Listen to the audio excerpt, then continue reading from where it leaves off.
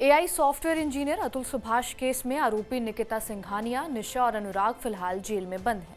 लेकिन चौथा आरोपी यानी कि निकिता के चाचा सुशील सिंघानिया कहाँ है, इसका किसी को भी कुछ भी पता नहीं है। हालांकि प्रयागराज हाईकोर्ट में उन्हें जमानत मिल गई है। अब पुलिस उन्हें गिरफ्तार नहीं कर सकती।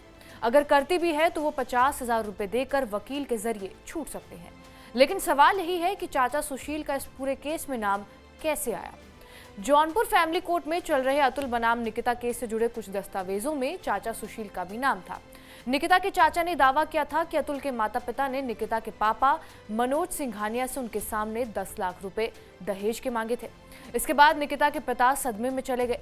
फिर साल 2019 में ही मनोज की मृत्यु हो गई। वहीं निकिता ने भी अतुल की फैमिली पर कई गंभीर आरोप लगाए थे। निकिता ने कहा था कि जब मेरी शादी हुई तो पापा ने 10 लाख के जेवरात, 5 लाख रुपयों के साथ साथ बहुत सा सामान दिया था। शादी में 30 से 35 लाख का खर्चा हुआ। मैं ससुराल पहुंची तो वहां मुझसे 10 लाख रुपए और ज्यादा दहेज की मांग की जाने लगी। मेरे मम्मी पापा ने उन्हें बहुत समझाया कि हमारे पास अब पैसे नहीं है, लेकिन वो नहीं माने। कानूनी दस्तावेजों के मुताबिक निकिता ने यह आरोप लगाया कि मैं सिर्फ 2 ही दिन समस्तीपुर रही और फिर अतुल के साथ बैंगलोर आ गई। लेकिन अतुल की मारपीट, ताने और टॉर्चर जारी रहा। उधर मेरे मम्मी पापा भी समस्तीपुर आ गए।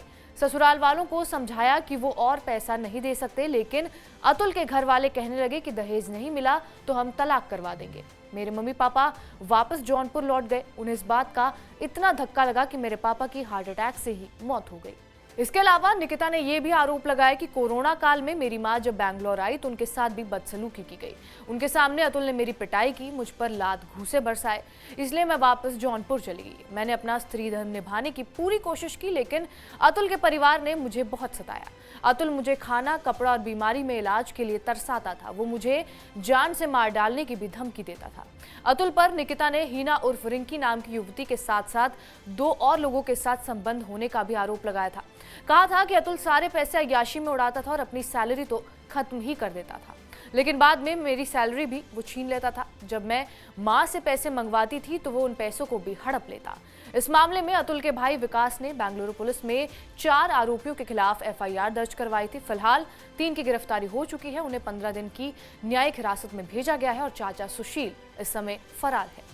बहरहाल आपका इस पूरे केस पर क्या कुछ कहना है, हमें कमेंट करके जरूर बताएं। बाकी देश और दुनिया की तमाम बड़ी खबरों से अपडेटेड रहने के लिए सब्सक्राइब करिए TV9 डिजिटल।